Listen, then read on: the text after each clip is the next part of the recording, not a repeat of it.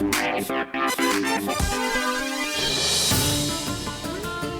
ay subuanon nga entertainer nga kasamtangang walay gigs una karon tungod sa krisis sa COVID-19 apan padayong milingaw sa mga tao pinaagi sa social media. Ani ang report ni Femery Dumabo. Si Job Marfa o mas naila nga junior calling ang halos tulo ka dekada na nga tiglingaw ibabaw sa entablado pinaagi sa mga kantang Binisaya ug mga pakatawa. Sa iyang pagkatanggong sa butungan, natagik na niya ang unom ka mga kanta kabahin sa COVID-19 ug usa alang sa mga frontliners gamit ang tono sa mga novelty singers nga sila si Yoyoy Villame ug Max Servan. Virus, tibuok kalibutan. Virus, nga gikan sa Wuhan.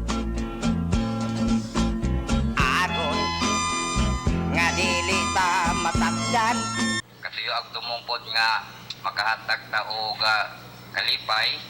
Then doon na po tayo pagpakaban na usab sa ato ang palibot sa mga Nausab siya kanta pahinungod sa mga frontliners ug pahimangno sa publiko paglikay sa COVID. Community quarantine, intero Philippines. Kay Mickey at ang pandamay COVID-19.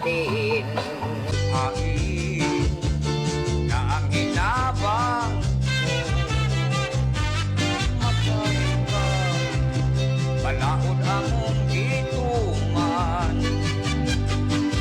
Basta dili lang kung kami magutman. Iyang mga post sagad mag-trending apan niya iyang awhag sa tanan.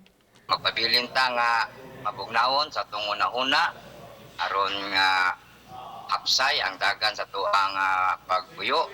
Uban ni Cleofer Lumayag. Ako si Femery Dumabok. Balitang Bisdak.